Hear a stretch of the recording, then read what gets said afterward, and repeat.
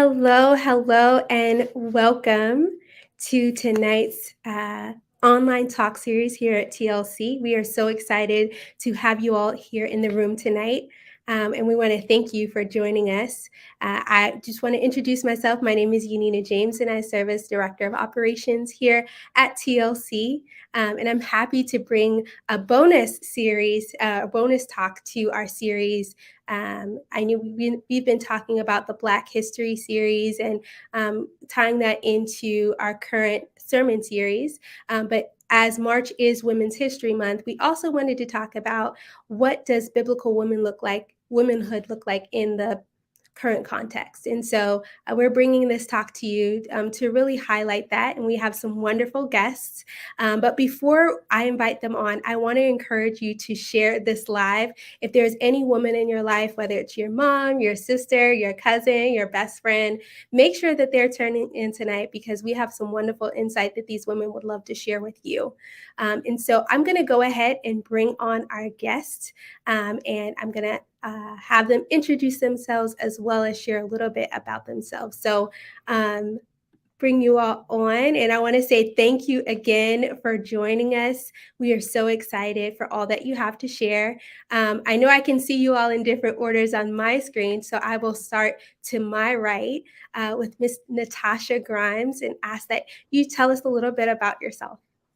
Hi, thank you so much for having me. My name is Natasha Grimes, as shared, and I'm honored to be here to speak with the women. And when we think about the biblical women and the impact on God's impact on my life and that relationship, I'm the epitome probably of what's considered a church girl. Born and raised in the church, country, rural church girl. I was the person that they would hand the mic to at 4 or 5 years old, even if I didn't really know what I was talking about or couldn't sing. That's kind of the upbringing that I had. But I realized that there is so much more for me to learn. And over the years, just developing my relationship with God myself and just the impact that strong women of faith have had on my life, come from a strong family of praying, godly women, my mother, my aunt. So I just think that God has, blessed me to be able to have that experience and have that, because I know that's an honor and a privilege. Not everyone has that, to be able to say that they had that type of influence, but we still have to have our own growth journey. So I'm excited to share tonight and hopefully can help the other women here grow as well tonight. Awesome. Well, we're so glad to have you. Thank you. And next we have Sierra Thomas. Awesome. Hi, everybody. As Yanina said, my name is Sierra, and I am also very excited, very honored to be here to share with you all just a little bit about myself and how God has just shaped and molded me. Like Natasha said, I also grew up in the church, born and raised. Like to say I came out of the womb and went into the church. But I definitely had a season where, in college where I definitely slipped away from the Lord and was kind of doing my own thing. But like the great father he is, he definitely pulled me back in. So I am just so excited to just share about how God has shaped and molded me into the woman that I am and how now I am walking with him and loving every single bit of it. So very honored and happy to be here. And I'm excited for tonight. Awesome. And last but not least, we have Wanika. Hi, everybody. My name is Juanica, like Yanina said, and I am excited to be here. Definitely honored to be amongst the women that are here with me as well, seeing Sierra and Miss Grimes and Yanina. It's just really an honor to be able to have a conversation in the modern context about God, because a lot of times God is something that people on social media, people on live streams try to shush a lot. So I'm grateful for this opportunity to be able to share about the one thing that we have in common that I think that we can say we all love more than anything, and that's God himself. And just like everyone else, I grew up in the church, just like Miss Grimes. I'm from Suffolk, Virginia, so I am a country church girl. I mean, hymnal church girl, and with the hardwood floors and clapping on 2 and 4, sometimes on 6, 8, 10, and all the extra stuff as well. So definitely a church girl at heart. And just like Sierra said, I think we all go through a season where we have to be able to find God for ourselves. And a lot of times that comes in a wilderness, that comes in having our own trials and experiences. So I am definitely, a person that is familiar with that as well. But I'm just grateful to be able to share my walk on tonight, because I know that one thing is for sure: if God can use a person like me and use a person like Sierra and Yanina and Miss Grimes, he can definitely be an impact to you in your life. Amen. Amen.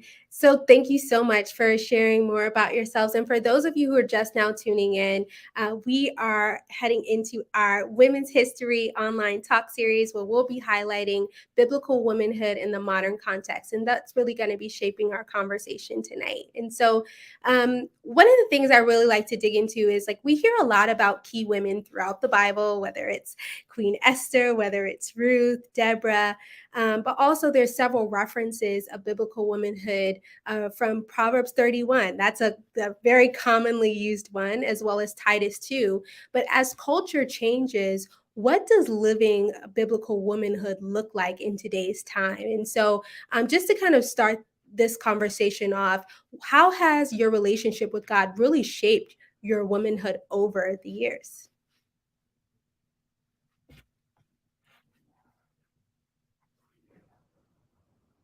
Not sure if you want us to just jump in, or I don't want to dominate the conversation, but I think for me, just like I said, having been born and raised in the church and understanding that I have a place in God, that God created me for purpose and for reason. And even though it was, initially to be a help, I know that there is so many things that me, being a woman of faith and a person who, as the young lady shared, have had my different struggles and challenges in my journey, that I can see that also in the Bible. So for me, it's giving me guidance and giving me kind of the roadmap to how I really can govern my life, in a society that really oftentimes is male dominated, as far as thought process and culture would have women to think that we should be in our place. But God has really shown me, and I know that my place is to really be a leader, to be one who can speak to the issues, not of just women,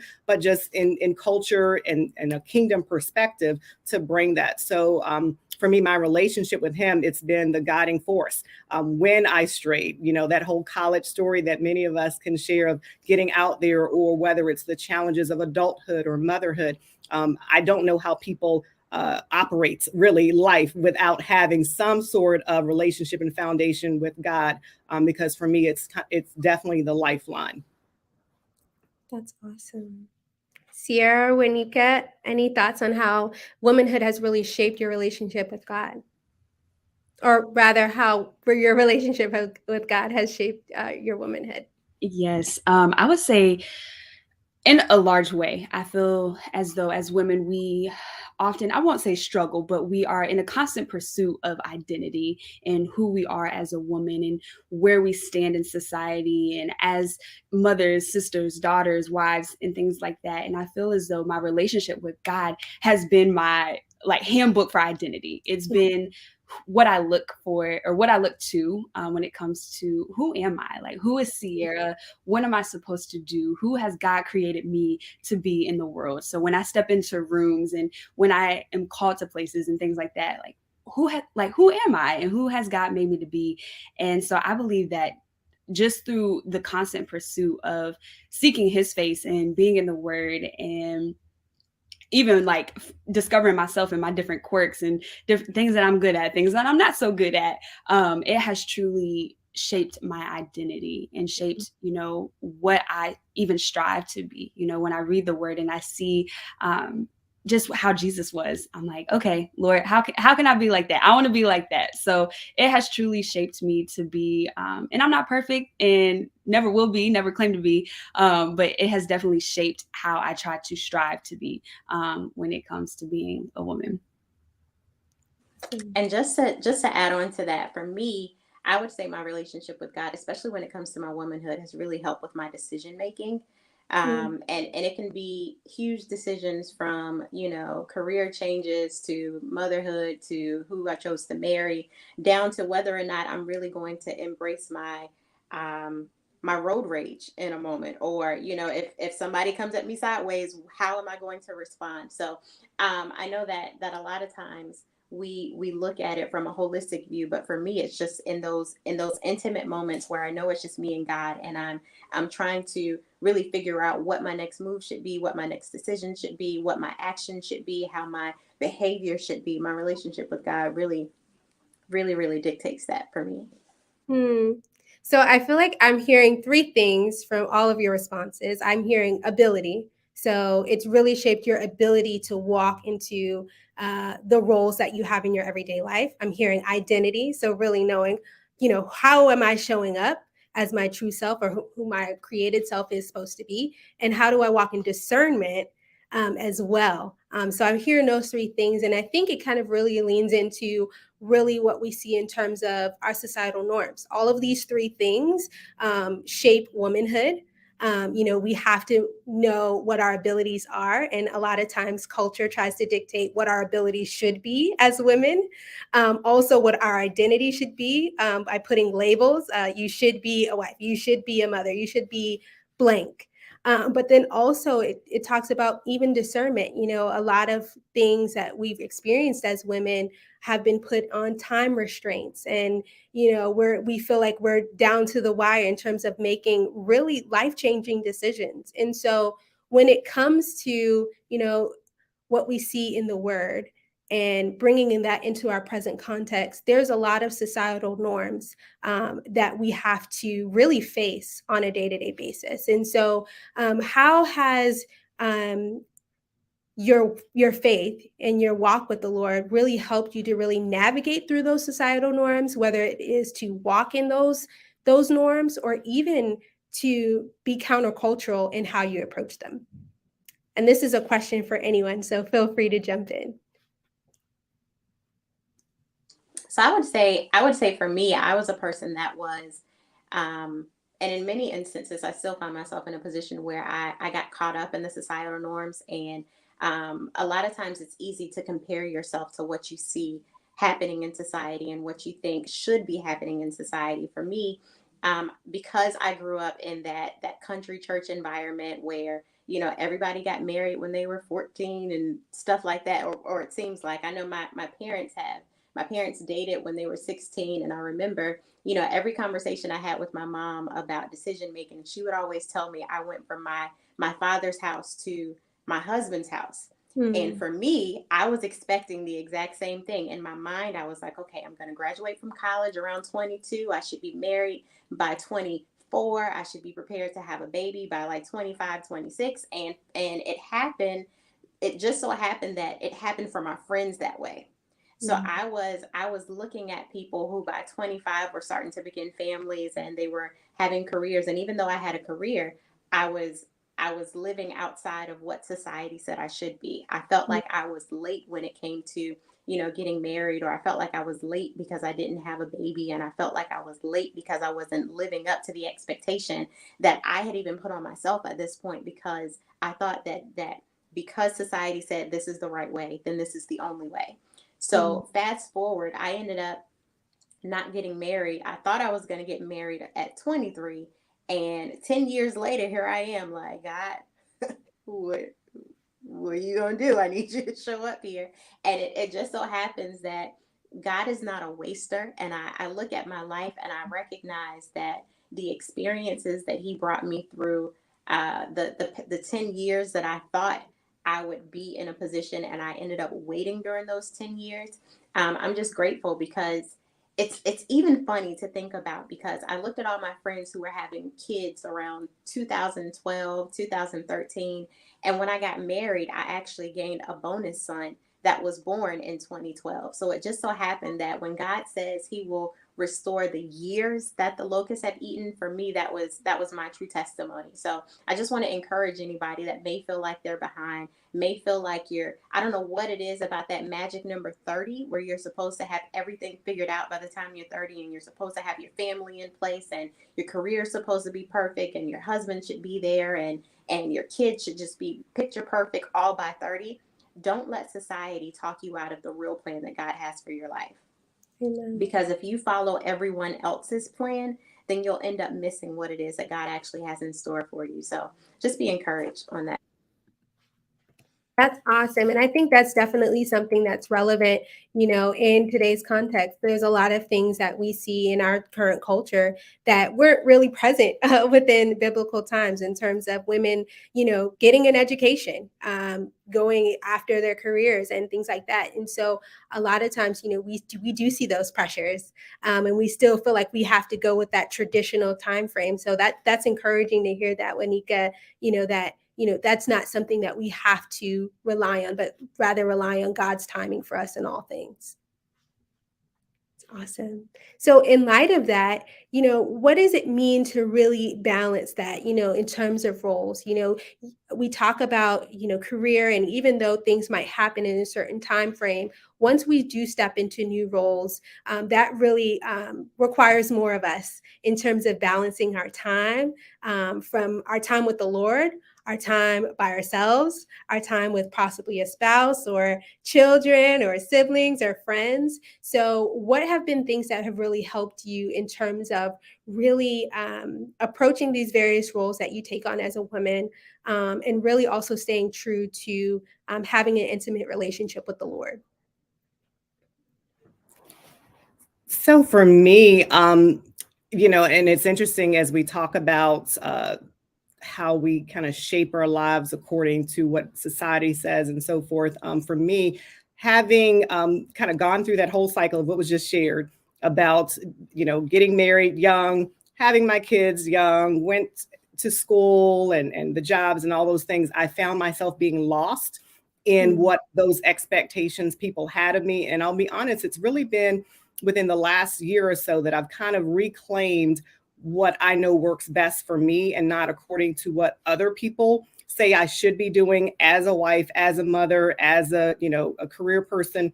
So starting my day with my devotional, like I have to do that. But one of the things I did, I think it may have been 2020, 2021, where I really wrote out my values, like what's important to me. And if it doesn't align with that, then I'm really not going to give my time to it. Like my time is one of those things that I find that's really precious, because time is a commodity that you can't get back.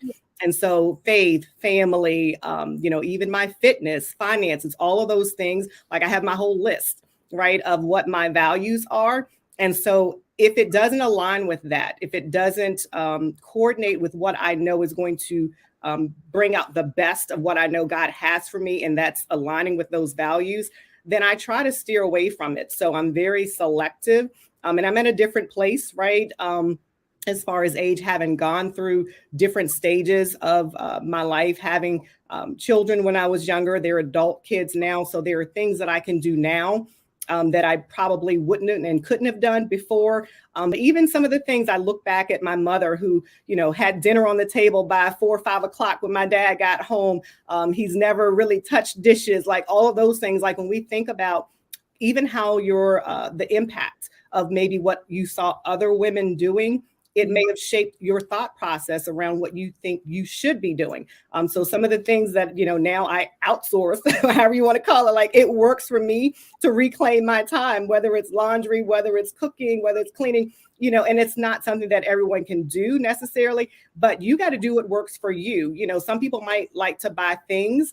I like to buy time, when I can. So that might mean I'll forego spending X amount on one thing just so that I can use those resources for my time, because those are the things that are precious to me. So you have to, in my mind, figure out what aligns with your purpose, your values, and then kind of govern accordingly, because then that's when, to me, you're going to be able to really fulfill those things you have, and not doing it the way other people say you should be doing it or how someone else might. And I think social media has really done a disservice to this generation, really, in making you believe that there is only one way to live your life, how things should be done. So really align it with what works for you, your values, your calling, and your purpose, I think would be something I would recommend to any woman on this call.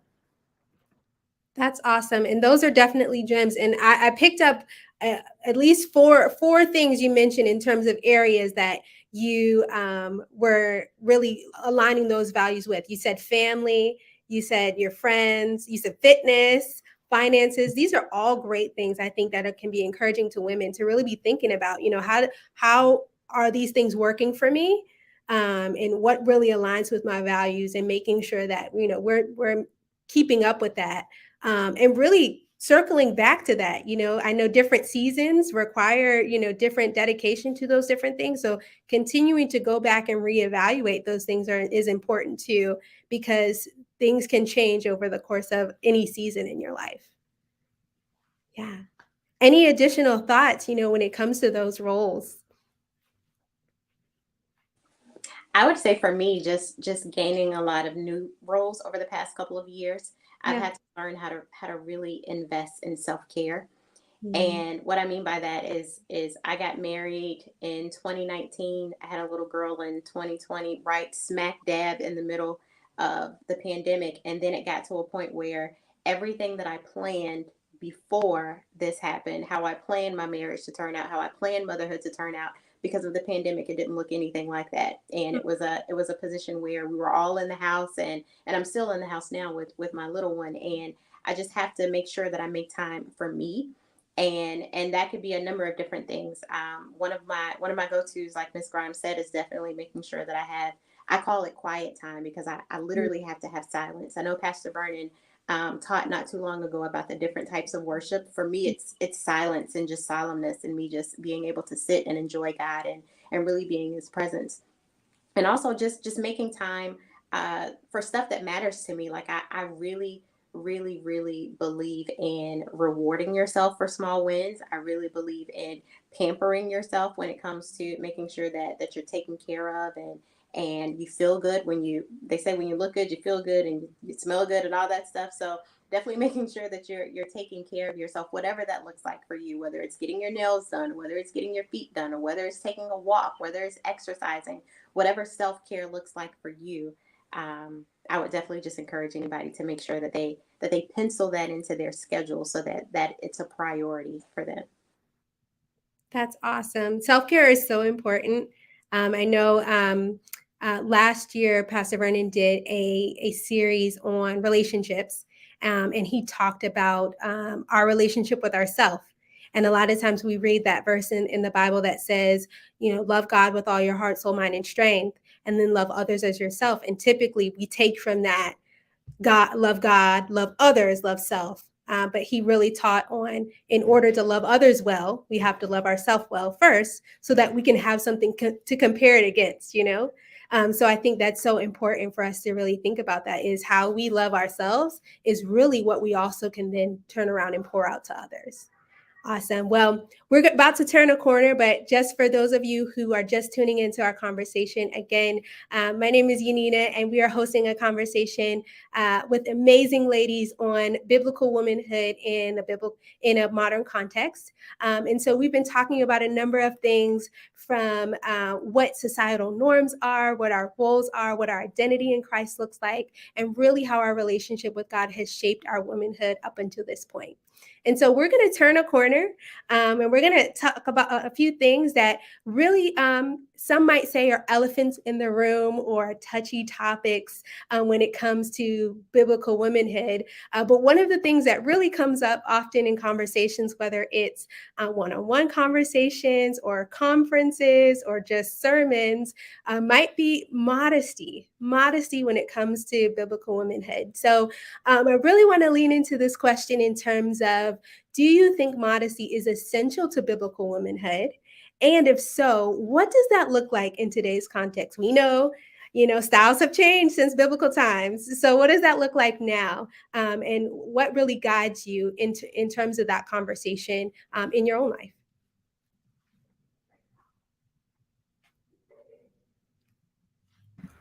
So I can touch on this really quickly. I definitely, as someone who I am in Gen Z, so seeing the fashion and just things that have changed over the years, it's definitely something. But I think for me, when I hear modesty, the first thing that comes to mind is like clothing and how you're dressing, how you look, how you show up on Instagram, and all of those things. And I know women in the church, and like you said, Yanina, this is kind of a touchy subject. So we would like to say we don't look at women and be like, I know she did not come into the church with that on. Like, we will look at somebody if the shirt is too low, the shorts are too high, the crop tops. Like, we look at women and we will, deem them not as if they're not supposed to be in the church with those things on. And I definitely think it is something that obviously it grabs people's attention. People have things to say about it. But when I think about, modesty and how is it still essential in today's world, I feel like, yes, I think that while those who dress in shorts or low tops or things like that, or feel like, they can post just whatever on Instagram and different social media platforms. Not that they're wrong or not worthy of the Lord's love or anything like that. I just think of women, we should look at ourselves as prizes, as gems, as diamonds. We are daughters of a king. We are queens. And I just think about, how would a queen act? How would a queen dress? How would a queen walk into the room? And just what does that look like? And how can I, if we want to be as much like Christ as possible and living to be like Christ. And I think for me, one of my goals is always to be, when people experience me, I want to point them back to Christ. I want people to see the God in me, but first they have to see my outward appearance first. And if I am a distraction, or if I am, tempting someone or anything like that, I don't ever want to deter somebody from receiving God or knowing God, because I'm not, living in modesty or walking in modesty. So I feel as though it's essential and just something to think about, when what we say. And I think it's more than just fashion. I think modesty comes with how we act, how we talk, how we do things in life. You can do things in a modest way or not in a modest way. And so I just think that it's something that should still be held dear, even in this modern culture where, you may see other people doing other things. But I think it's definitely something we should definitely hold on to. I wanted to just add, I agree, but here's where, and it may be surprising because of, me being the older one in the group today. I think part of my concern is where we allow society to define what a word means. So if culture is defining modesty as how you show up with what you wear, then to what degree does that look like? Is it the shorts, or is it the dress, or is it the man's pants? Or and I know we're talking about women, but a lot of times we forget, or we don't focus enough on the lifestyle, the heart. And so I can be modest in how I show up, but it may not show up in my clothing. But even if it is the clothing, who gets to decide? Who gets to determine what that looks like? I know if I go back, so what I would consider modest, my mother, my aunts wouldn't, right? I remember going to church and what the stairs would look like. But now some of the things we would wear, I would get stared at, but now I would stare differently at a different generation. So some of the cultural requirements almost are sometimes based on the generation, but based on your preferences, someone's options of what they think it should look like. So I think modesty for sure is essential, but we have to see if we can agree on what does that definition look like, and not that it's culture or man's definition, but what does God say? Because if I'm totally fixated on making sure I look good or appropriate, and back in the day, like I said, I would have gotten scorned for what I wear or wore, to now you guys will look like it's nothing wrong with that, right? So it's almost like anytime we're looking at something that is defined by culture or people, we really have to decide who determined that. Was it from the point of view of someone who had our best interests at heart as a woman, or was it someone who thought we had a place or we should look this way? Did a woman have a voice in what that should look like? So I think it's just kind of one of those things that you really have to have a spectrum of, well, first of all, what does that look like for you? based on the time period now, and not just, what society thinks, but what does God say? But who gets to define what that means? Because I don't want a Sierra to think that, something that she has on and God has created, us with curves and all the different things, is inappropriate. And I would think it's certainly fine, but I promise you could potentially go to my mother who's 80 and she was like, I don't think that's appropriate. So we have to sometimes look at, well, who's defining what that thing is. And just to add to Mrs. Grimes' point, because there's no metric to modesty, the way that I would define it is, or really measure it, is by honor.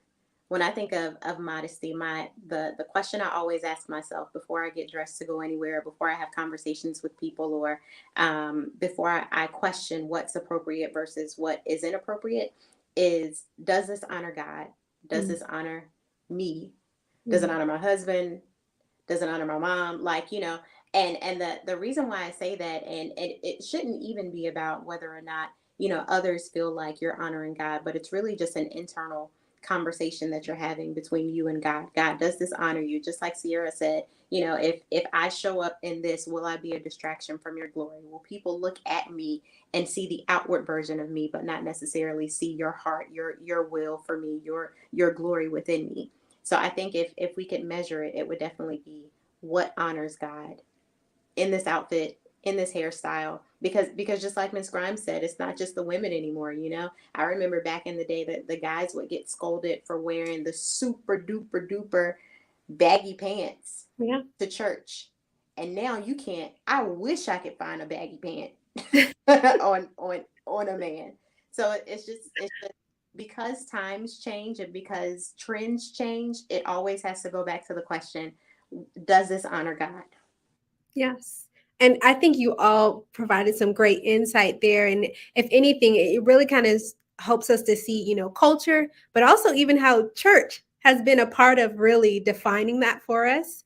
But really, it comes back to a heart posture of saying, hey, Lord, I want to have guidance from you. And I think even to your point, Wanika, as far as, asking, isn't honoring God, isn't honoring myself. I think it gives that follow-up question, because we always see the response, well, I think it's fine. It's okay for me to wear this. If I feel okay, then it's all right. But I think it points back to the say, well, is it bringing unnecessary attention to you in a way that makes you feel respected? And I really think that's something that definitely can help us to grapple with that. So in light of that, I wanted to create some space to think about some other things when it comes to biblical womanhood. But when it comes to one of the things that we see, especially in Titus 2, is where there should really be a transfer of knowledge from one generation to another when it comes to voicing values and things that you would share. So although we are of different generations, we're at different walks with the Lord at this time, or if we're at different stages in our walk with the Lord, if you could look back to your younger self, or if there's something that you could pour into the generation behind you as a young woman, what is something that you would say was key maybe in your life, or that you would pass along when it comes to continuing their walk with the Lord?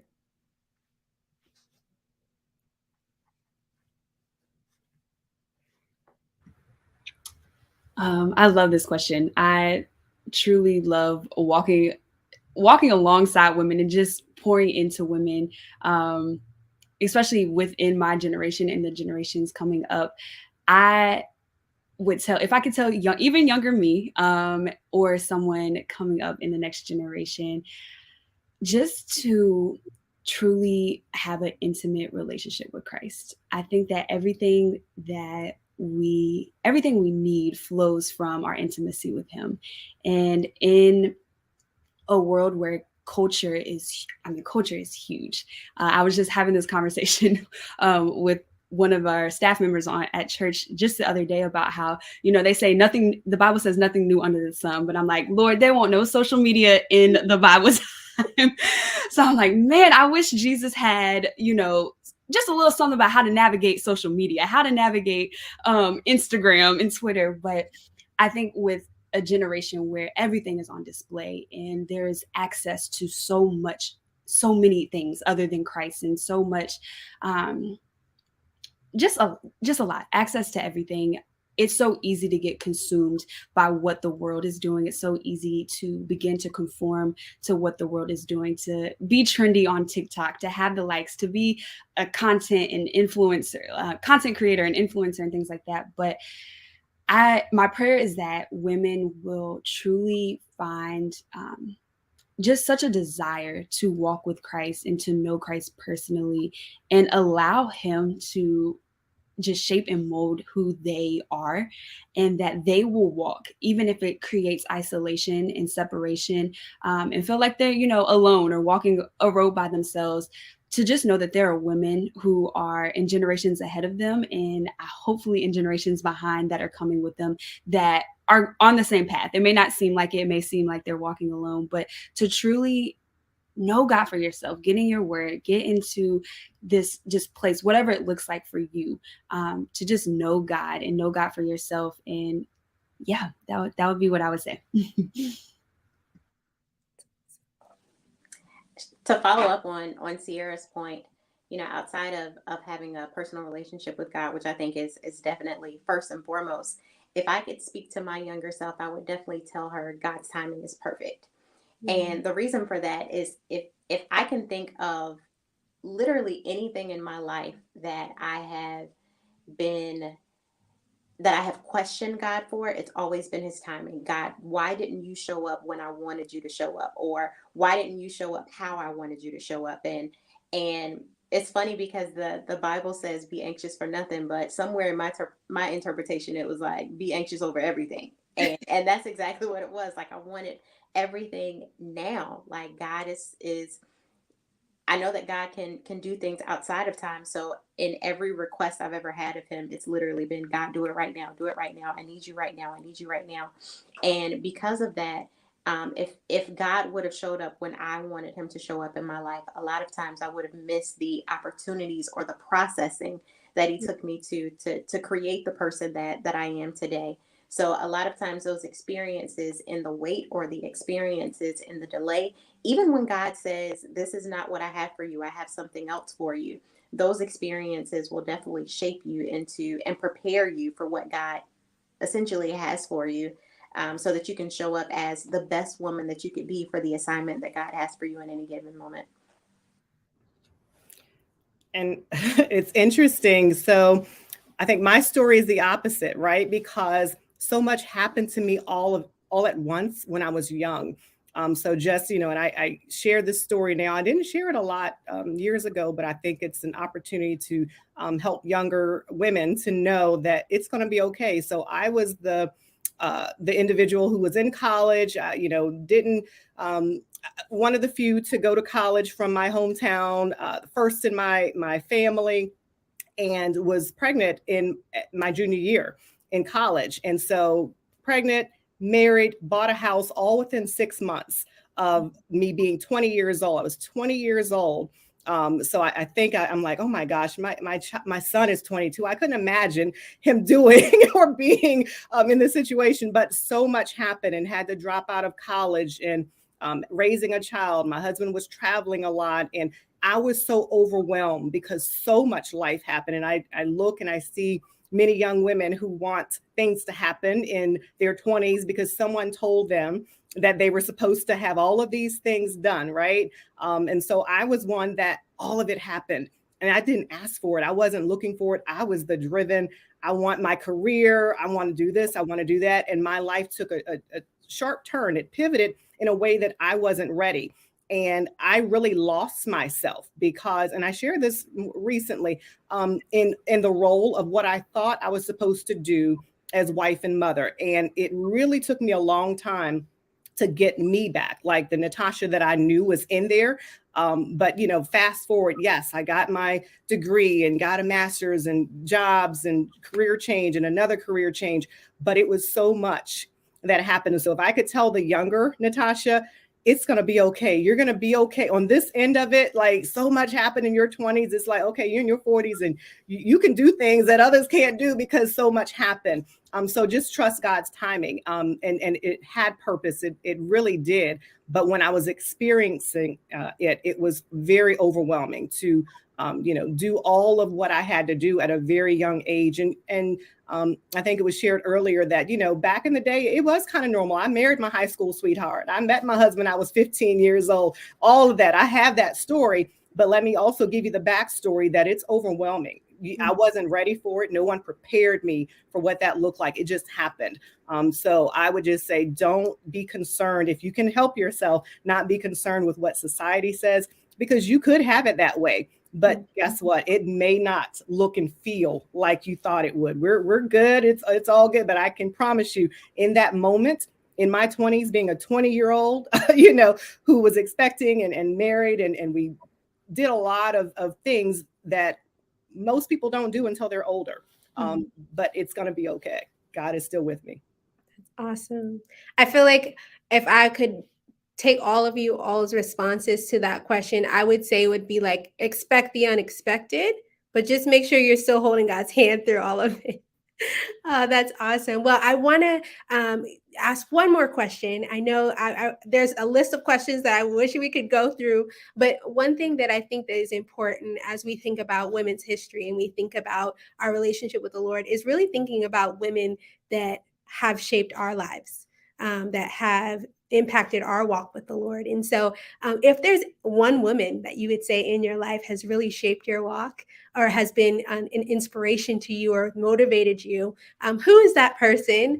And, what is it about them that has really made an impact on you? And I know this is one of the questions. This is a bonus question I'm throwing into you all. But yeah, if you can think just in the moment of a woman that has positively impacted your life, who would that be and why?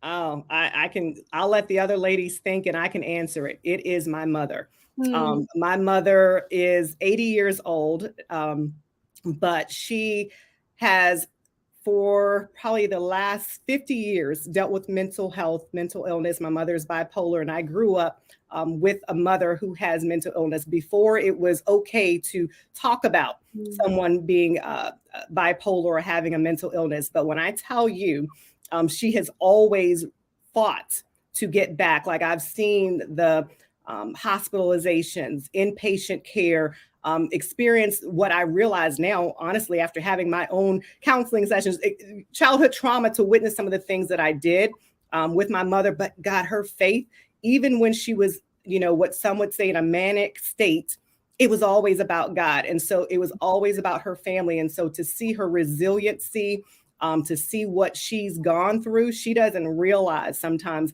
the impact. She's one who, my house, we grew up in a very small home, but my father was one of 19 children. And when I tell you, we constantly had people in and out of our house, a little 3-bedroom house.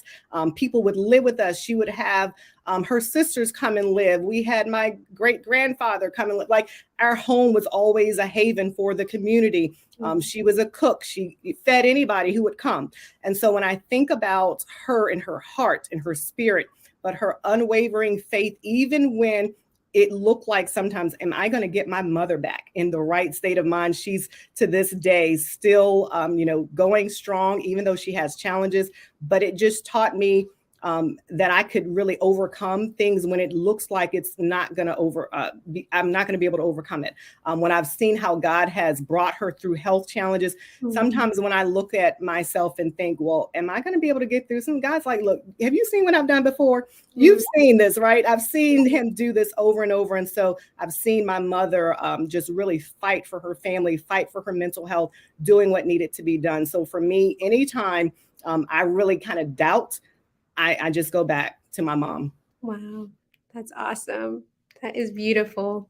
Thank you so much for sharing. Yeah, that was awesome. And it really makes me think of my mom as well. And of course, my mom would be my first answer. But if I could get really honest about the past couple of years, the female that has really taught me who I am as a person, I would have to say my daughter. Just because I've learned so much about myself that I didn't know was there over the past 2 years, that it's just amazing. And it's funny because my daughter has really, she'll be 2 in May. And over the short time that we've been together, I've really learned the essence of childlike faith. And I didn't know what childlike faith looks like until I really looked at faith from the lens of a child. Like my daughter will jump on the couch and she'll just dive and be like, somebody's going to catch me. I'll be okay. And it reminds me of just the relationship that I have with my father, that I have with God, that she just knows that no matter what action she takes, no matter what comes her way, no matter what happens, somebody's going to be there to catch her. Somebody's going to be there to save her. Somebody's going to be there to have her back. And I think oftentimes in adulthood, we get so caught up and so wrapped up in what's going on around us that we forget that our Father is there watching us. Our Father is there protecting us. Our Father is there taking care of us. So really just going back to childlike faith, it's funny because my daughter is just defying odds that I didn't even think was possible. She's almost 2 and she can count to 60. And crazy. And it's funny because, you know, she has this little thing that she watches on YouTube and they just count to 100 every day. And she just started repeating them. And I put a video on Facebook and I think she stopped at like 40 or somewhere. And somebody made a comment and was like, how in the world did you get your 1-year-old to count to 40? And I was like, you know what? Nobody told her she had to stop at 10.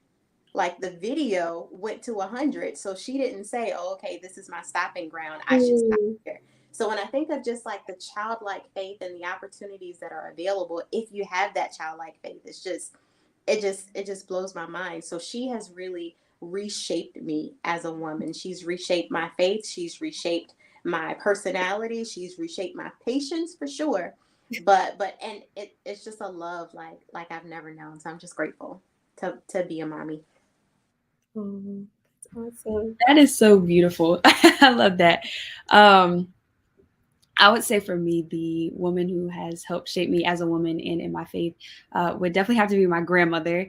So my parents were 18 and 19 when they had me. So they were, you know, still doing their own things, still very young. But my grandmother, I always said, like, I don't know where I would be if it was not for my grandmother. I would have been fine. My parents are great. But my grandma, she had me in the church. She had me in every vacation Bible school, every Sunday service, Sunday school, getting there early before church started to be in there. And I was the little girl who was, can I pray? Can I pray? Can I answer the question? And so it all came from her. And I just remember being young and before bed, we would read the kid Bible, and she would walk with me through the stories and put me in a Christian school. So I went to a Christian school from elementary up until high school, and just all that she did to instill, although I didn't have, I didn't grow up with my parents and I didn't have the normal American life, but she made sure I knew God, and she made sure that